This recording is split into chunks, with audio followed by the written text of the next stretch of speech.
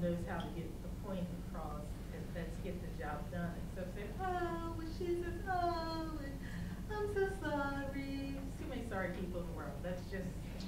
See, and now this is the golden nugget that just happened here because the boss is right here. No, but that's good. That's talking about how you choose to communicate. We assume that our way of communication is the only way, you know? So it's to get to know what kind of communication do you want, and then I'm going to help match it so we can get it done, what we need to get done, when we need to get it done, right? So it's focusing on what is in that control. So now I want you to go back to that same group of threes and see if you could come up with one definition of respect.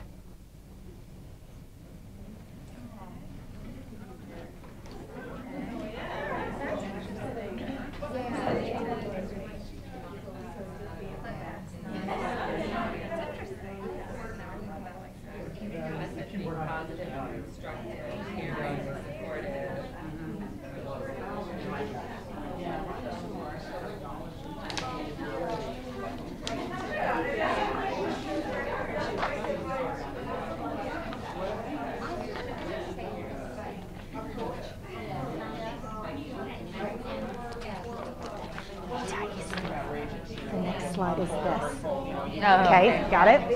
Do you know, like when you get like that box thing?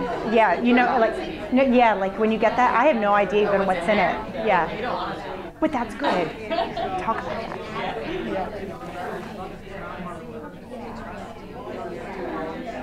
Yeah. Sorry, Betty Crocker and Duck and Hines, right? Everybody's like, you need to keep these.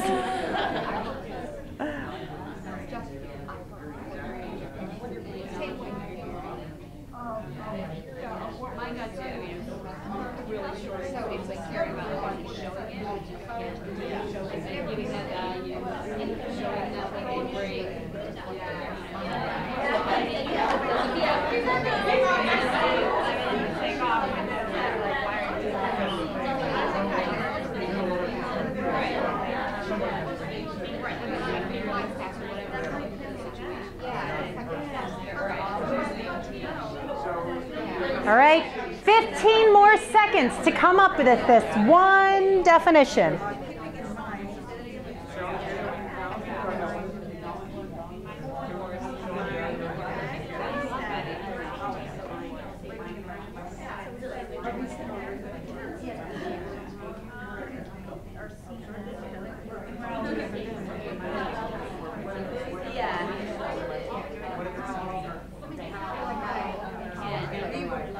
Five, four, three, two, one.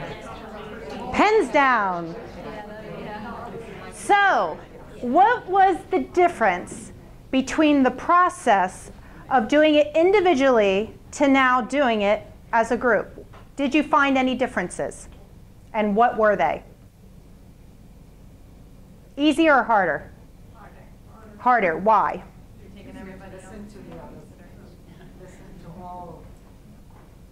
And that's actually what I was going for the American things. We don't listen too well. I thought it was easier because I couldn't define what I was thinking, and the team helped me to refine and define what I was actually trying to say. Isn't that a beautiful reflection? Because what's that? It reflects the group. Yeah, yeah. That's how she felt. She felt comfortable. Right. And it does depend on who those folks are in that group. Imagine, I'm going to bring you to this packet in the back, and I'm not doing this to make you salivate, but if you go to the back, you'll see this page. These are all of Thais's cupcakes. And yes, I'm side selling, because can I get more? No, I'm kidding. But if you look at these, I want you to pick out your top 5 and your least 2 favorite. You'll see where I'm going with this.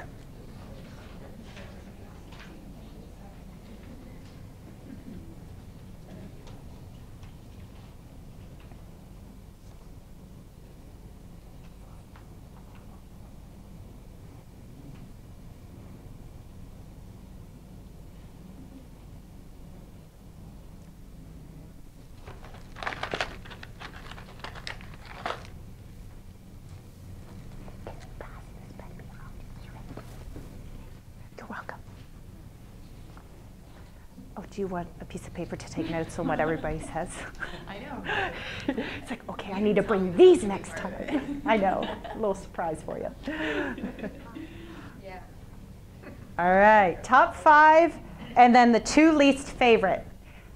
How many of you went to the 2 least favorite first? Raise your hand. Who went to which one are my top 5? So when you say the 2 least, what were they? Raise your hand if you have your 2 least favorite. Gail. Well, one was the obvious peanut butter. One was peanut butter because I don't like peanut butter. Okay. And the other was strawberries because I don't like strawberries either. Gotcha. So you don't like peanut butter, you don't like strawberries. There might be some people that you don't like peanut butter and you know the names of who that peanut butter is. And you have names for Mr. or Mrs. Strawberry. It's easy to kind of go into that place of, okay, we're working as a team. It's great if you can pick your teammates, right? You don't always get that option. So you have to work with the peanut butter and the strawberries as much as you have to work with, what are some favorites out there? Red velvet. How many like the velvet, red velvet? Oh, there you go. So if only we could have all red velvet cupcakes on our team. Life's not that easy, right? Life's not that easy. How many of you liked the peanut butter one? Interesting. How many of you didn't? That's a 50-50 split. So there you go. How is that like working in a team? What you might think is respectful. All the peanut butters love each other, right? We're great. But yet there's always the other half that don't. So we really need to look through that, okay, yes, it'd be great if we could work individually on everything. You know, just let me do it. You know, get whatever I need to get done. But we know we also need to work on that team. You said it made it a little bit harder to work on the team. And of course here, you worked with the strengths of the team. And you actually said thank you because, oh yeah, you made it clear. You did a positive reframe. How many of you have a trigger, a characteristic trigger in someone else that totally irritates you? You're like, oh yeah, I could write a book. Yeah, we do. We had that. What are some of those triggers? I'm really neat and organized, so I can't stand people who aren't. I don't like mess. Yeah, okay. Deb? I don't like people who snap orders at you. So maybe those micromanagers say, did you do that yet? When are you going to do that? How far are you along? Can you do that now? And you have that list of 30 things. Right? That tipping point, or the melting point, or the boiling point, you name it. You name it. So what were some of those group respect definitions that you came up with? Shout them out. Trust. So in one word, respect is trust. Everybody's working on the same team. Yep. And there are many leadership books that have been written on that fact. What else? Awareness. Trust, awareness. Wow. Integrity. I'm writing these down. These are good, right? Trust, integrity. What else? Mindfulness. Mindfulness, awareness. Interesting. So we also have all different definitions for when you work in groups, too. Wow. Now it sounds like it's an amendment to the amendment of the Constitution, right? It's like amendment, a bill, you know. So you can see how building a climate of respect can be challenging. What you just went through is something that you can actually take back to your organization and do that simple thing individually, then as a group. Because the conversation that happens between your groups is sometimes more important than what I'm saying up here. And I'm okay with that.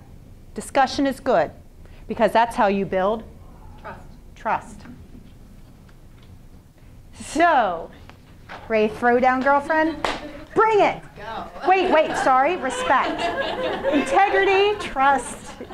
Got it. Yeah. But see how quickly? I just did the fight or flight response, right? That whole emotional intelligence. We have a class on that, by the way. But and stress management. You know, all those things we need to build, right? So come on up. Okay. I call on Thais because Thais is very health conscious. You will learn a little bit about what makes her unique. Remember, that's one of the things that helped her win. Your uniqueness, not just your team, your uniqueness of the product, AKA service. That's for us. So what do you have? Okay, so I have carrot cupcakes. Okay. And cream cheese frosting. Okay, take one out. Go ahead. Show everybody. Right. They're little guys. They're adorable. So lots of them for you guys to sample. Yep. And what So- kind of ingredients Okay, are so in your cupcakes? Our ingredients are, what makes, as a company as a whole, what we try to do is we're based in Chester Springs. Within 40 miles of Chester Springs is our boundary line. And that includes, in this season right now, carrots. So we'll never get carrots at Wegmans because those carrots aren't within 40 miles of Chester Springs. We'll only get carrots from right now the farmer's market because they're root vegetables and we can still do that. Strawberry cupcakes, we only make right now if it's a special request, and we'll say to you, you know, they're not going to be local strawberries because we only do those in the spring. Everything, the milk is local, the eggs are local, and I think that's like the most important thing because when you read about, you guys have, especially milk for me, it just simply grosses me out. I wouldn't want to eat it, so I don't want to give it to other people, but that's like really the thing, local ingredients that really aren't contaminating your body. So how about the whole gluten-free too? I see you're vegan, So, yeah. gluten-free. I'm like, what is all So that? these guys are traditional. The gluten-free, we make our own gluten-free flour, which is, we use garbanzo beans, so it's dried, ground garbanzo bean flour, which is, it's simply, that's all it is. So when you go, I think the most popular store brand is Bob's Red Mill, if you guys have ever experimented around. And they make a lot of different things, but they make an all-purpose gluten-free flour, which if you're gluten-free, it's perfectly safe. It's a perfectly good flour, but just like Molly's box mix, it has ingredients. Just because it's gluten-free doesn't mean it's healthy. And a lot of times I'll have people come up that aren't gluten-free and be like, I'm going to eat a gluten-free vegan cupcake today because I feel like being healthy. And I'm like, totally not the case. Same amount of calories. Like there's, you know, it's just a different, it's an alternative flour. So, so even with the gluten-free vegan though, you want the most simple ingredients. Like if my ingredient list for a cupcake was this long, there would be something wrong. They're simple to make because they're simple ingredients. You don't really need that much. It's the things that you're going to be putting in them, like the local strawberries and the carrots and the spices and all stuff like that that brings the flavor and not the things you can't pronounce, obviously. But Thais, that is so hard work to do. Like you have to go find where these things are and make sure that they're in 40 miles and all this. That is too much work. You know what? Building a culture of respect takes work. I like my box though. You know, you just pull it out, you make it, and you feed it, right? What's in the bag? I don't even know what's in the bag. So what do you get? I think on every box mix, enriched flour, and then the third word is the keyword bleached. So it literally is, that's not like a false, it actually is bleach. So you're really eating you're eating partial, like bleach. But the second thing is, so like I was saying, the same, if you make a mini cupcake out of this and a mini cupcake the good old fashioned way, they're gonna have the same amount of calories, but it's basically what you're putting in your body and what happens after you eat it that makes it so different. So that enriched means that when you bleach it, it takes out all the minerals out of your flour. So basically that flour is going to turn, as soon as it's in your body, it's going to turn to a sugar, which is going to turn to a fat. So that's, immediately that's what happens because there's no minerals left in the flour. So the hard way is you buy an unbleached flour, and the reason that they do this is for the color, first of all, because if you're going to have a white cupcake per se, you want it to be white. But the other reason is it makes it a really smooth, fluffy cupcake. So the quick fix for that is you buy unbleached flour and you put it in the oven and you actually bake your flour for like 15 minutes on a high temperature, and it doesn't take out the minerals, but it makes it smooth. Wow. So it's a process. Write It's a that whole- down, bakers. It's a whole different thing. But Yeah. Yeah. that actually, you still have the minerals in your flour, so it's not like you're eating a health food. I'm not going to ever say that, but Yeah. you, at least it's not I mean, you're obviously eating fat, but you're not eating as much fat because that flour is not turning to sugar. Wonderful. Well, So, well, among many other things in there, yeah. food dye, and you Yeah. don't want to get too started. Yeah, not especially the red velvet. You probably go off on those. Yeah, well, we don't use food dye in our red velvet. Exactly, So, yeah. exactly. And so, well, don't ever eat one that has our food dye. yeah, exactly. How are you getting the color? Beet powder and beet juice. Okay. Yeah. And that's all. It is all, yeah, we make it all from beets. And we make it in huge batches, but yeah, red food coloring is like the worst thing. Yeah. It's actually banned in like over 30 European areas, so yeah, I mean. Yeah, so everyone go home to your cabinets and clean out, right? This is what you got from Just Desserts today. But while I bring that together, would you like to start passing them out? Of course. So those are Thaises, and I did overemphasize the whole, oh my gosh, you know, that's so much work. But that is what it is about building this culture. You know, many of us want the quick fix. You know, it's like, come on, why can't we just do this? But we need to have the awareness, we need to have the mindfulness that y'all have to be talking the same language. Thais and I today are talking very different languages through our desserts. But that's not unlike when you're trying to build that culture. You have subcultures within it. And sometimes it's the red dye, I'll just use the metaphor, you know, that kind of adds to that toxicity.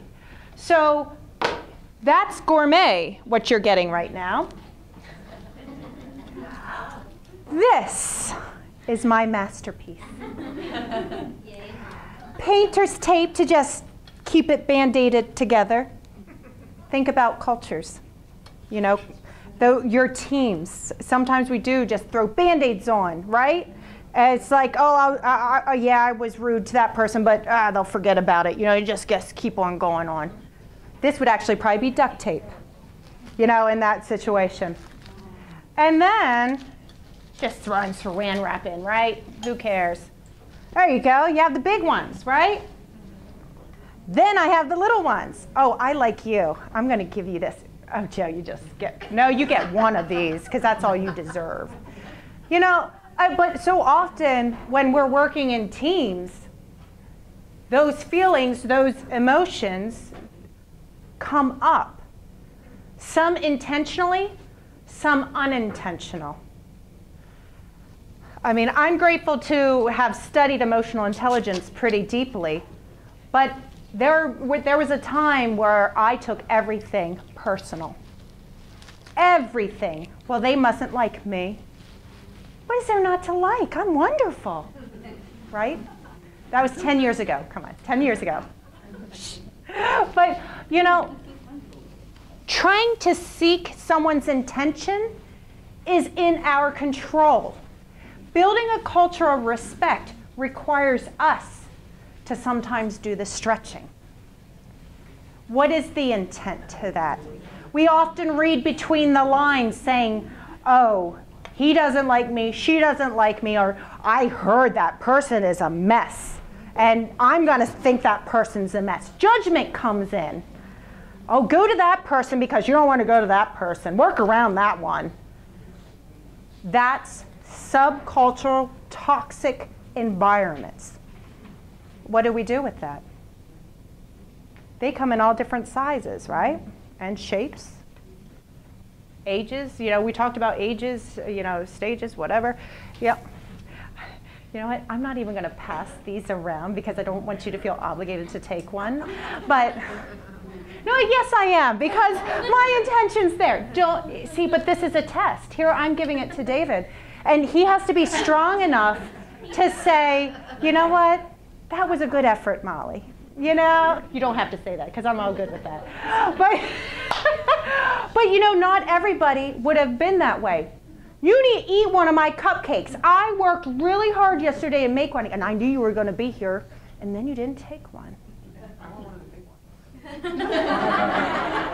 Healthy conflict is good. No, no, you don't have. No, you don't. Right? Okay.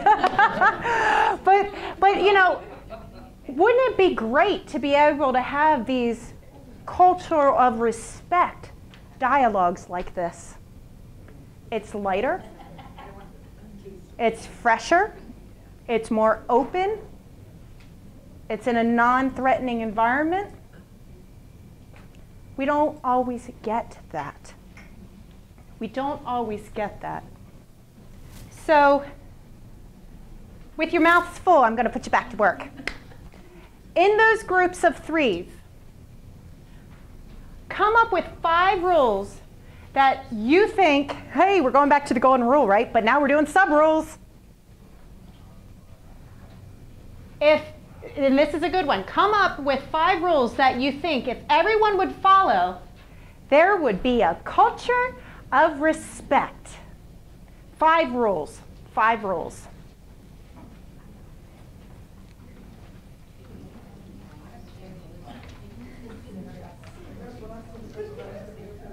Is that mine? Thank you. Yeah, I'm not even eating mine. Yeah. See, that's another symptom of dysfunction, right? The Coke doesn't eat their cupcakes. Yeah. Oh.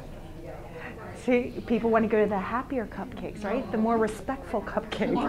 It's like respect the pouch. Did you ever hear that? Yeah, you respect the pouch. We're coming up with 5 rules. I always have the same reaction with your cupcakes. It's like, I can't describe it. It's just like, yeah. I told Ty today that I was going to see Miss Thais, and he's like, I know her. She makes the best cupcakes. He was like, yeah. He's like, he feels so honored. He's 8. Yeah. But he's having fun with the Molly Sunshine Group because I get to meet really, I attract cool, we attract cool people, and it's like, to an 8-year-old, it's like, wow. Thank you.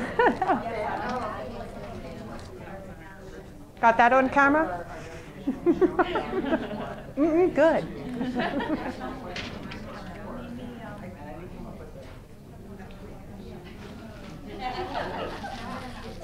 All right, we have 1 minute. Yes, 1 minute left to come up with those 5 rules.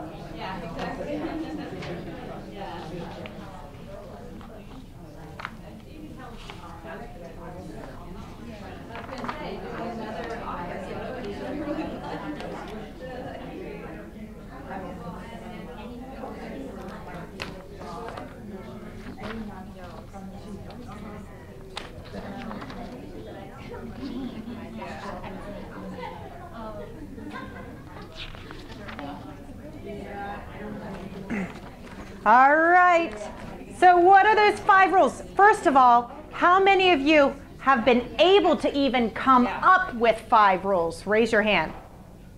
It's tough, right? It's tough. For those who came up with 5, would you be so gracious to share what those 5 are? Listen. Listen. Be open. Be open. Empathy to an extent. Okay. Tone of voice. Tone of voice. Trust. Trust. Excellent. I think it's excellent. It's working in the team to getting that buy-in, right? What does that mean? How about in the back? 5. Awareness. Okay. Feel like be aware. Listen. Clearly communicate. Fair. And be open. Excellent. Again, I'm going to go back to planting seeds for your future success in your organization. You just defined for your team of 3 what those rules might be. So every action, every whatever would go back to those 5 as to how is that measuring up. Some of you may have heard my program, Fish Philosophy. Well, it's not mine. It's an international program called the Fish Philosophy. It's choose your attitude, be there, make their day. So choose your attitude. So it's those and play. So those are the 5. They made up theirs. You just made up yours. So if you are looking to build that culture, you need to talk about what that even looks like. What does that culture of respect even look like? What is in your control? What is in your immediate control? You know this answer. What is it? Yes? Your own behavior. Your own behavior. What is the second thing that is closest to being in your control?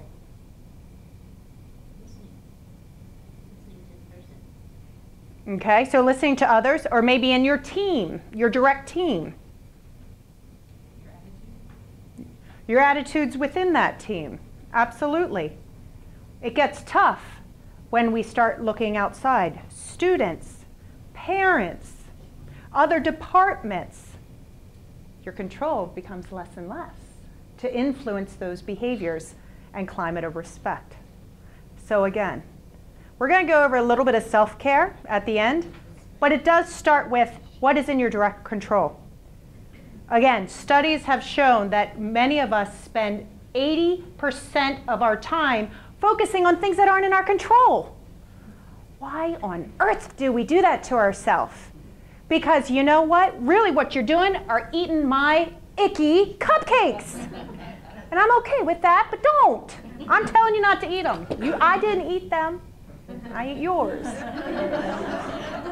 Just saying. So now that you've established a few of those rules for respect in your group, and that's okay if you have 2 or 3, whatever, I want you to take it to the next level.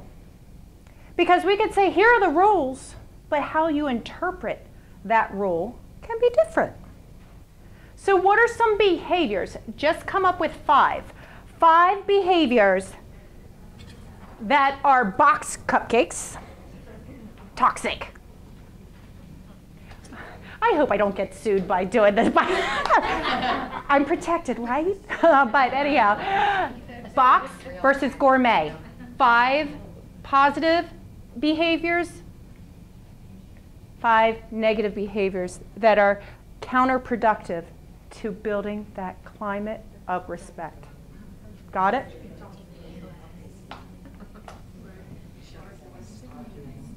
I totally put that out to the universe. I so don't want that. Miss Betty is going to come after me.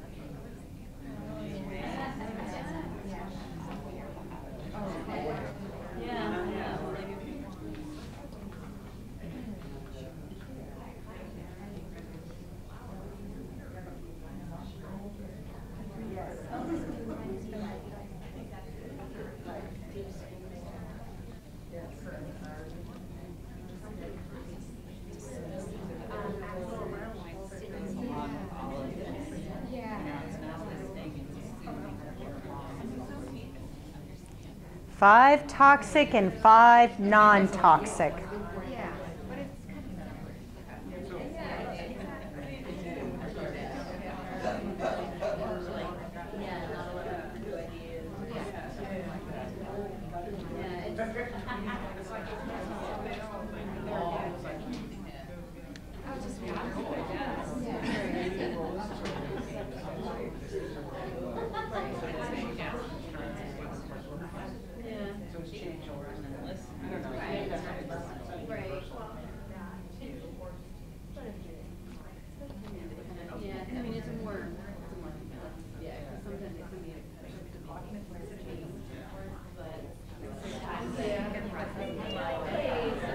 One more minute and we'll share.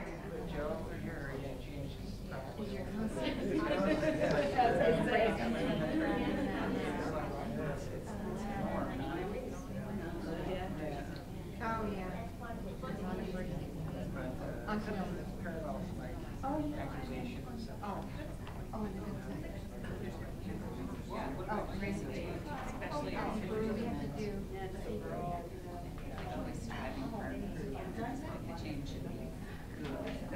yeah.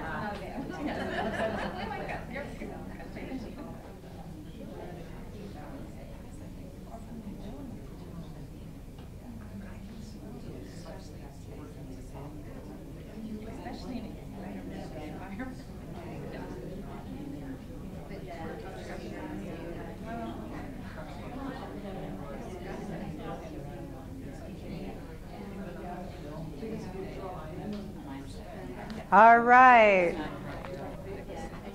Let's come back. And how many of you found that? How many of you found that the the toxic behaviors were easier to write down than? Yeah, because you know, it's right there. What were they? Name a few of those toxic. Yeah, like assume, being stubborn, being closed-minded, being structured like my way is the only way, and dismissing. And what was the last one? Dismissing, like your idea, Right. saying we've done that already. But they probably cut you off before that you even completed your thought, right? Ouch. Any other ones? Kind of along the same lines, you had negativity, when there's jealousy involved, someone self-centered, and when people are inflexible. Yeah. So what happens? We talked about within each other's team. What happens when some of these toxic behaviors happen with other folks outside your area? Because there's some evil things that we just talked about there, you put out there, right? What do you do? That was my question. See, in building a team, your team, and creating a climate of respect seems easier than when you have the occasional contact outside where you have to interact. You don't have that opportunity to build a team. Absolutely. I have a great case in point. I love how things happen like the day before, and it gives me great case studies to bring in. This was sent to me in an email from someone outside our department, our division. It says, I've done an informal poll, and I think we need to offer some active listening sessions for all employees and require participation. Toxic, non-toxic? I think we know. So when that occasion comes up, and it's when it does, because you do only have control over your own area, what do? Do you let it just roll over? They were just venting, right? Or will that person come back with more? How I handled this scenario was probably something that this person did not expect. And that's a part of building a climate of respect. We're a university citizen first. At least that's how I choose to see it. That's how you want to see yourself. But I do. So when this happens, I give it as an opportunity to teach. After she got this, do you think I heard anything back from her? Not at all.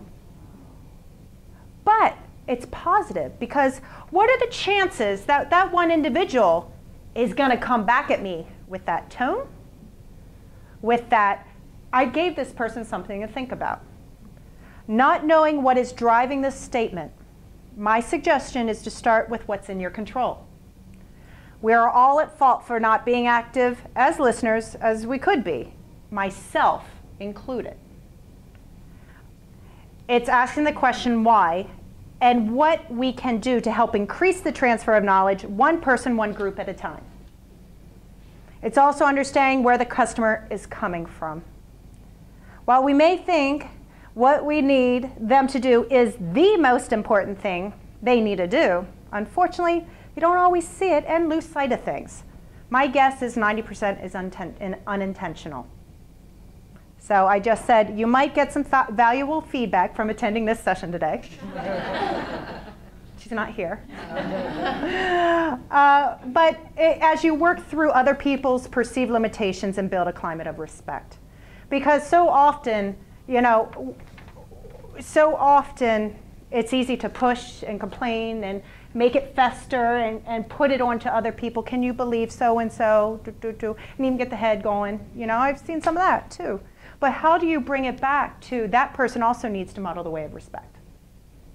So with that, I could have said something very different. I chose that. And what you'll find is you'll attract less negativity, and they'll be changing their approach or not be approaching at all. I had another case in point. I was doing over and above what my job was, and this individual said, "You're just trying to con